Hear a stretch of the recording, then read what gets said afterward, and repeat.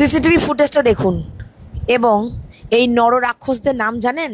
হ্যাঁ, এরা এক বিশেষ সম্প্রদায়। সাবির শেখ, হানিফ শেখ, মোবারক শেখ, তিনটি নররাক্ষসী কালিয়াচক সুজাপুরের বাসিন্দা। পশ্চিমবঙ্গ সরকারের কাছে আমার প্রশ্ন, আপনি উত্তর দেন মুখ্যমন্ত্রী শুভেন্দু অধিকারী যে কবে বাংলার মেয়েরা নিরাপত্তা পাবে, ঠিক কবে বাংলার মানুষ সুখ এবং শান্তি উপভোগ করবে।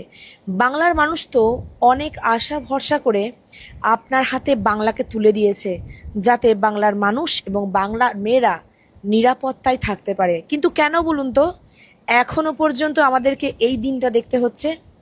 যখন পুলিশের কাছে সমস্ত রকম সিসিটিভি ফুটেজ এবং প্রমাণ রয়েছে, তখনও কেন এই নররাক্ষসগুলো শুধুমাত্র অ্যারেস্ট হলো?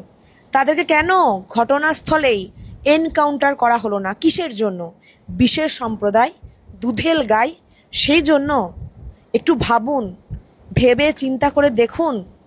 বাংলার মানুষ অনেক আশা ভরসা নিয়ে বিজেপি সরকারকে বাংলায় এনেছে, কারণ একটাই, মেয়েদের নিরাপত্তা, বাংলার মানুষের সুখ এবং শান্তি, কিন্তু এখনো পর্যন্ত তার একটাও বাংলার মানুষ দেখতে পায়নি। তাই আমাদের কথা একটু ভাবনা চিন্তা করে দেখবেন, মেয়েরা কিন্তু এখনো সেফ নয় ওয়েস্ট বেঙ্গলে। এই যে ফুটেজগুলো দেখছেন না, এই যে চন্দ্রিমা ঝা, এই মেয়েটি চলে গেল, তার জন্য কে দায়ী বলুন তো? পশ্চিমবঙ্গের শাসন ব্যবস্থা কঠিনভাবে দায়ী। একটু ভাবুন, একটু চিন্তা করুন এবং এই সমস্ত নররাক্ষসদের রাস্তায় দাঁড়িয়ে এনকাউন্টার করুন, তবেই এদের উচিত শিক্ষা হবে। জয় শ্রীরাম।